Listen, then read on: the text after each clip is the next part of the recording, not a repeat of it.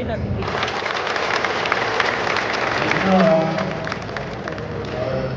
Good morning! Morning! Excited na ba kayo? Lalo-lalo na, no? Special mention lang yung ating mga trainee. Ang siyudad ng Maynila, since I assumed office last July 2025, we've been training a lot of people. Nakakapat na tayo apat na round o tatlo. Apat na round. Ang dahilan ko is yung ating mga taga-Luzon being fully equipped, skilled.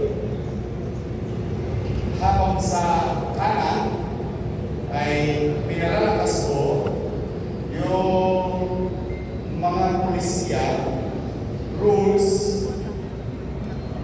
na maging kaaya-aya sa mga pagninegosyo sa Luzon. Pag may nagnegosyo sa Luzon, paghahanap na empleyado. Tama ba rin? Huwag na silang tumingin sa malayo pa. Para naman po pwede tumingin na sila dito sa Luzon ng Maynila because the city keep on producing skilled individual para magpanag po. Dahil ito ay gamo sa programa ng inyong Luzon. Kaya Diyos at sa tulong ninyo habang ako'y nandito, patuloy tayong mamumuhunan sa programa NBN. Ano yung NBN? Minimum Basic Needs. Ano ba nakapaloob to? Napakasimple. Kayo na humusga.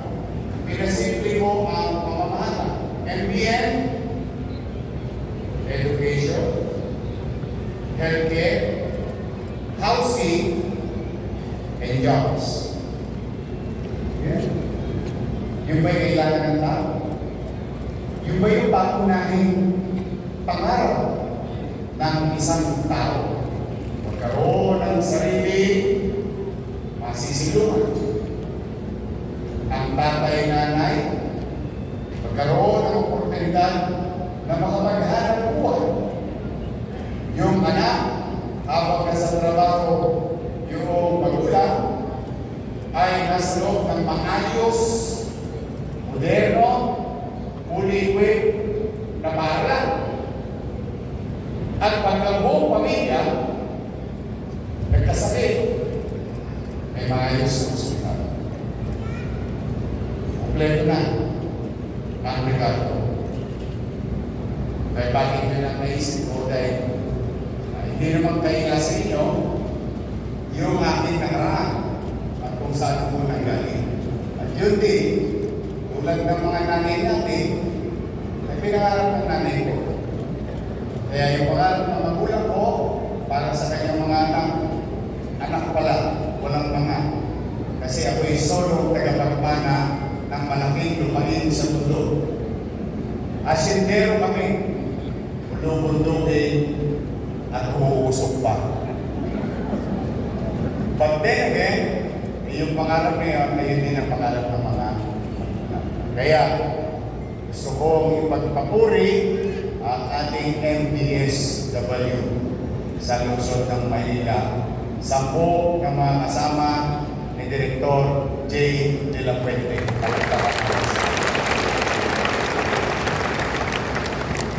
Binigyan ng skills, binigyan ng puhunan. Mga abilidad, binigyan din ng puhunan. Palakihin ninyo, kung kayo nanonood ng TikTok, may isang naghahanap buhay. Sikat ngayon sa Velasquez. Malapit sa Quezon Elementary School. Noong kasagsagan ng pandemya, wala ng trabaho yung mga tao, na-retrench. siya sa city. Dahil namigay ako ng cash. Pinuhunanan niya yung binigay sa kanya. Nagluto-luto siya. Ngayon, sikat na siya tindahan doon sa malapit sa Quezon, sa Velasquez. So, ibig sabihin, hindi siya imposible. Kanya-kanya lang tayong abilidad. Kaya once you are given opportunity, ay huwag nyo nang sasayangin. Muli, sa ating mga training and products, good luck. Alala niyo yung sinabi ko nung nakaraan, graduate na kayo. Antabayanan niyo yung programa ng Lusog na baka gusto niyong applyan. Dahil after graduation, pwede kayo mag-apply, puhunan at gamit para makapag-umpisa. Minsan sa tao, sa totoo lang, minsan konting tulak lang eh. Sa totoo, ako kung hindi ako shout out mga taga-district 1, sama mga taga-district 1. Ayan, tingnan nyo sila. Yan sila mismo. Ang hirap paniwalain ng mamamayan na yung 23 anyos gusto nang maglingkod sa bayan. Ang hirap. Sabi nga ng mga matatandaan ko, pinabili ka lang ng suka ng nanay mo. Sumali ka na sa eleksyon. Papunta na kami, pabalik na kami, papunta ka pa. Tama naman. Hindi mo naman pwede masisiyang tao. Pero dahil sa kanila, itinulak nila, konti lang Binigyan nila ako pagkakataon na maging kusyahal ng Maynila at the age of 23 years old.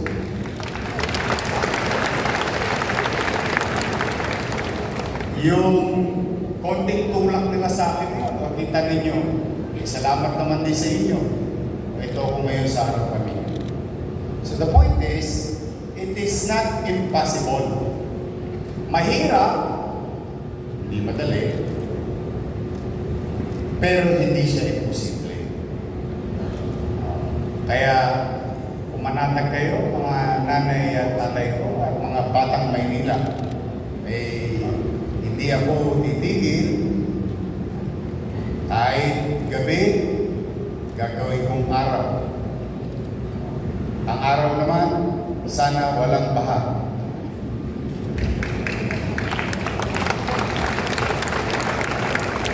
Pero pag may baha, huwag kayong mag-alala, may gobyerno pa rin sa lungsod ng Maynila. Kami, ni Vice Mayor, ang mga busihan, mga departamento ninyo, hindi kami titigil. Mga taga-district 2, sino mga taga-district 2? Ako, abangan ninyo, may paparating na sa inyo. Nakadaan na ba kayo sa ospital ng Maynila? Yung bagong hospital natin. Maganda? Sosyal? Pero mo, sa aircon pa lang, ganansya ka na. Kasi gusto ko, alam mo, nung ginagawa namin yung hospital ng Maynila, noong first term ko, yung arkitekto, tirador natin.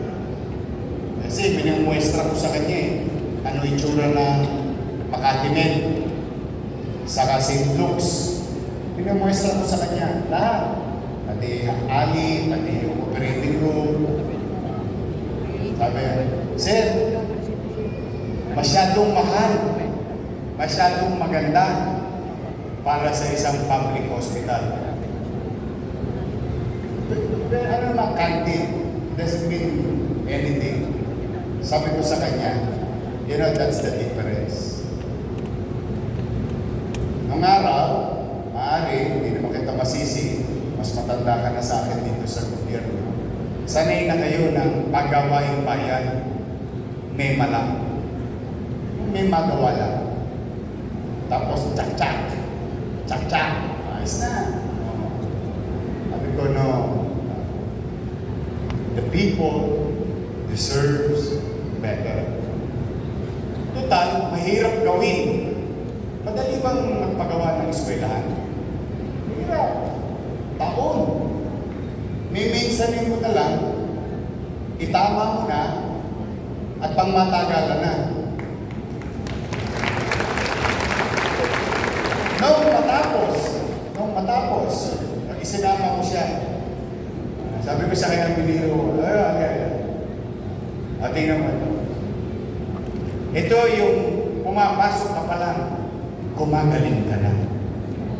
Ay ko sa yan ang gusto kong pakiramdam ng isang mahirap. Doon man lamang makatabla siya.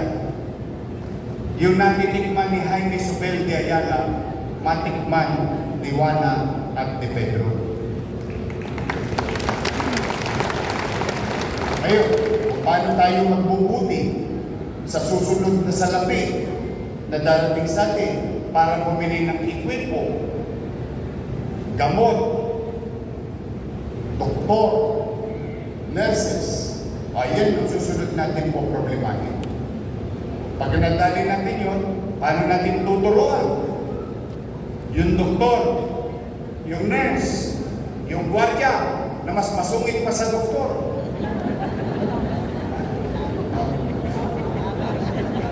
Pinapil nyo, ah.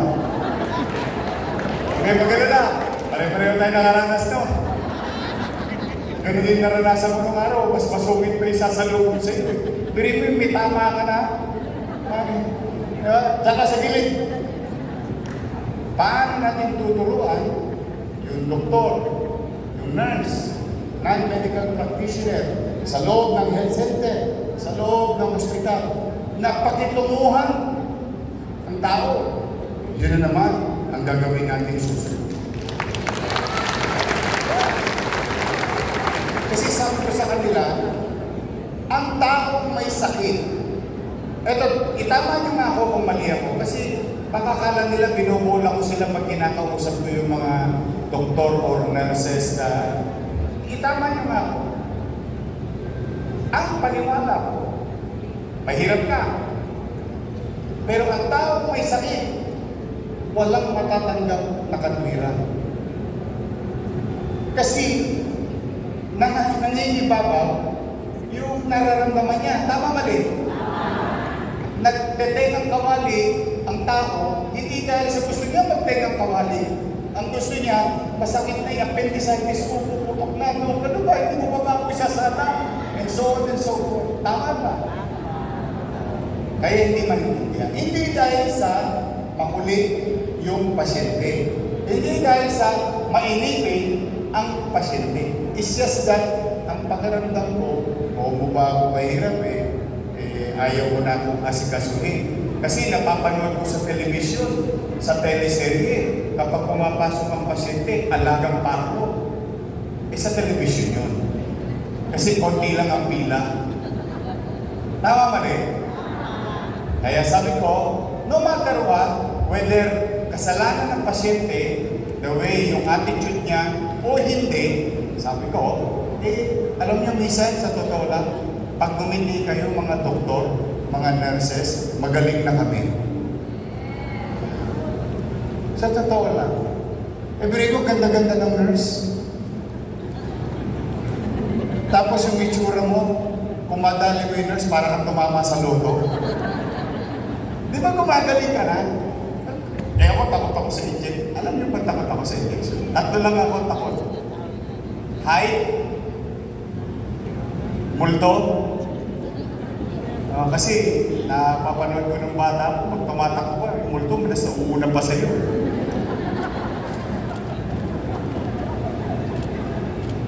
Injection. Takot ako to. Kaya pag yung nurse maganda, yung maganda yung makita mo, yung your man, tutusukan na kita, itusok mo.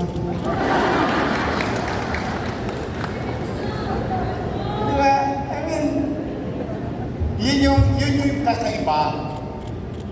Lagi kong ipinararanas lagi sa aking mga kasama kung paano pakikitunguhan ng tao. Sapagkat nandoon ako sa kabilang mundo na yun nung ako'y bata. Naranasan ko paano maging mahirap at paano ko tinitingnan ng mga tao. Kaya, medyo siyempre, hindi mo naman sila pasisi. Hindi naman naghihirap itong mga ito. Hindi naman nagdildil ng asin. Di ba?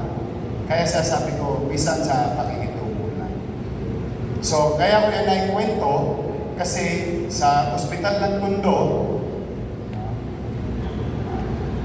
para nangingiti kayo. Kota na. 32 years na kayo.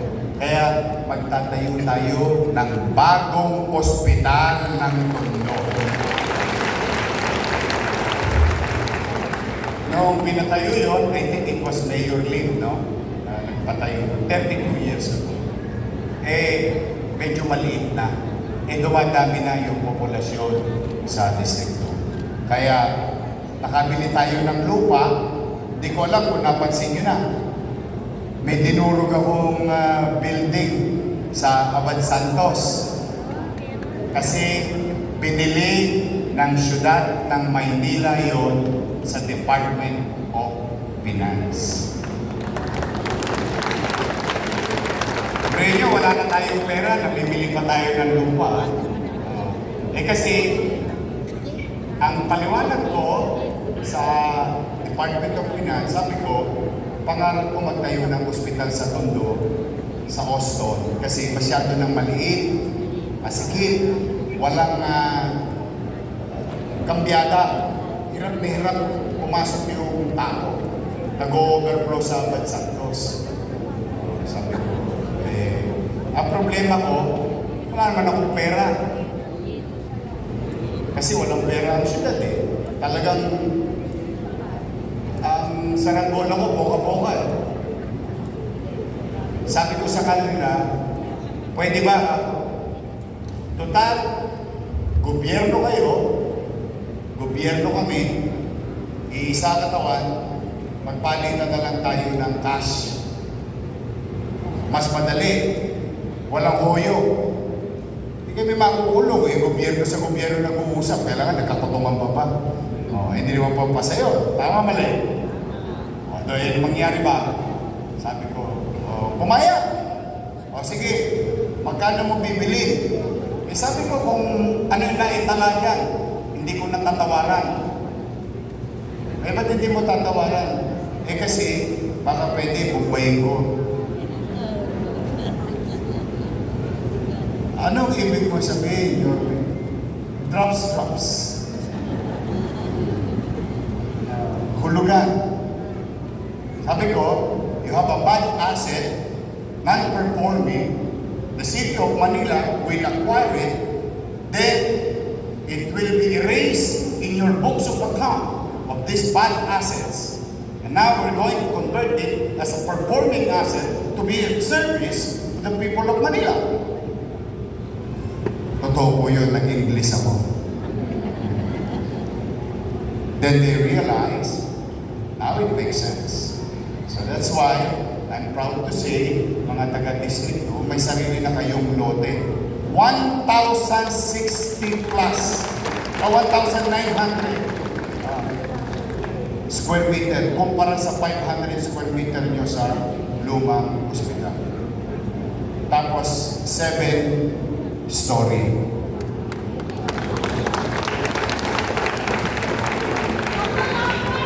I love you. May asin mo yun,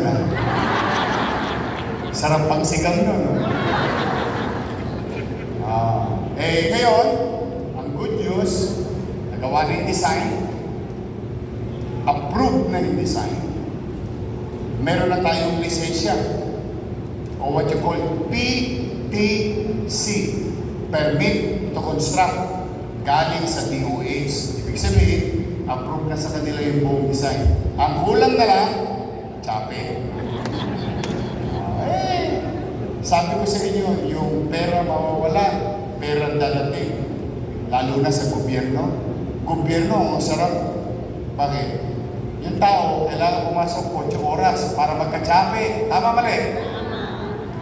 Yung gobyerno, tatanggod lang. December 31, sayon sa gusto. May papasok na pera. Tama mali? Ang tanong lang ng tao bayan, paano mo gagastahin? Yun lang. Ayun ang delikado.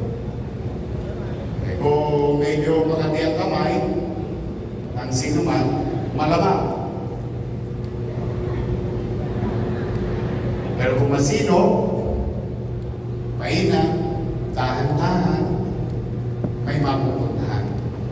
katulad ngayong umagang ito. Wala tayong pera.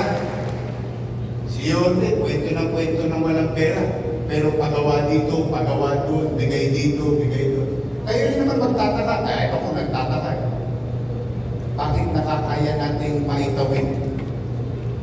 Mahirapos. Mapahaba ang kamay natin bilang pamahalaan na mas marami pa tayong mayakap. Bakit? Kasi magagaling po yung mga department head natin, palakpakan natin sila. Kaya Austin, see you soon. Kasi yung pera na lang yun. Ano yan eh? Makakaraos tayo. Pumanatang kayo. So muli today, I'm happy and excited for you. Sana magamit niyo yan bilang pagtulak ng kaunti. At sana hangad ko'y mapagtagumpayan ninyo yung susunod niyong lalakay. At pumanatag kayo. At nagkapalo yun, uy, mag-ingat kayo ha. Although, mahirap umiwas sa baha. Nakakalungkot pa isipin. Pero, bago pa mangyari ha, huwag kayong maiiyak. Nagtutulak po kami ng droga ngayon.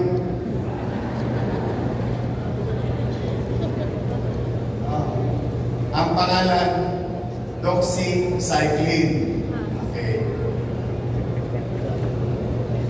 Inihanda po ang Maynila bago pa dumating ang tagulan o mga bagyo. Dahil iniisip ko na magbabaha sa Metro Manila.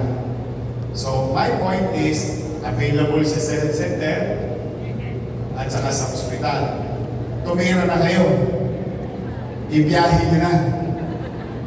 Kasi you need to really protect yourself because it's a very dangerous infection.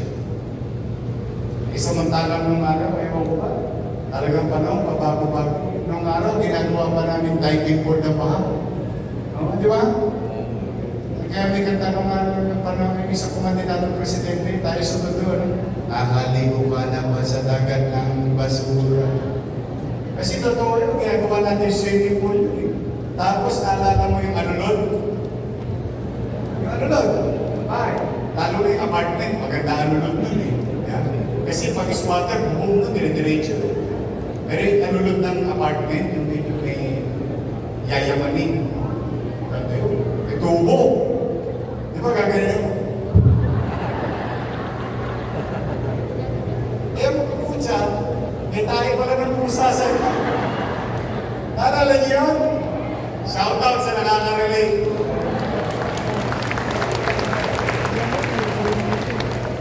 Pero mag-iingat kayo. Ngayon, delikado na. Nung araw, parang natitibay natin, ano? Pero ngayon, delikado. Kidding aside, mag-ingat kayo, but the medicine is available. We still have about 151,000 capsule from our 200,000 capsules. In 10 days, ha? Daming tumira. Siyempre, lulubog ka sa baha. Para na pag-usapan relate kayo. Daming kumuha. Pero natin kayo kahapon. Kung lumubog Nagpili ka, na ako na pumili ng 100,000 capsule. Just yun lang. Don't ever think twice. Basta na-expose kayo sa baha, depende sa reseta ng doktor. while supply lasts. Kasi mauubos yun. Diba? Saka bibili lang tayo ulit. But for the meantime, I'm happy to each and every one of you.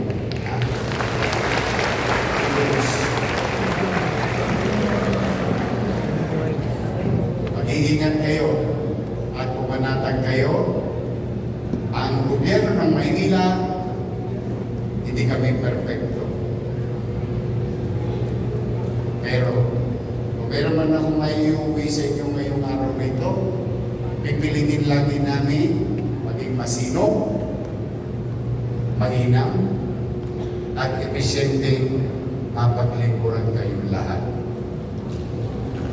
Pipilitin namin laging maitawid natin ang humigit o kulang na 2 milyon sa lungsod ng Maynila.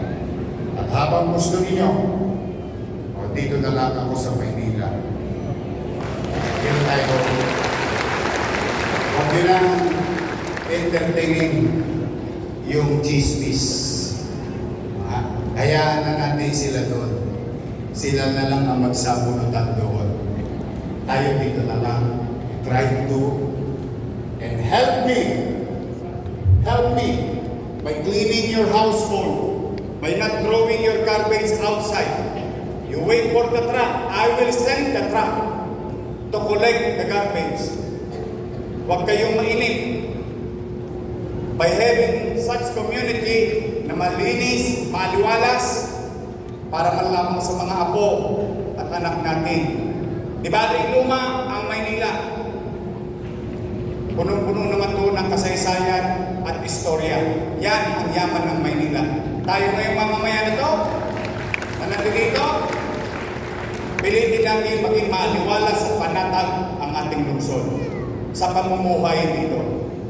And together, if we work hand in hand, the government, national government, local government, the people itself, we can make Manila great again.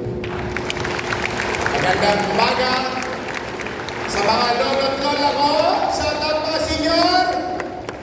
Mga senior, I love you. Pasensya na kayo mga ataps. Paborito ko yung mga nanay at tatay ninyo. Una-una lang yan. Kaya nyo na sila, bauna na sila. Bauna na muna silang importante, mahalaga, at mahal na mahal ng lungsod ng Maynila. Darating din kayo doon.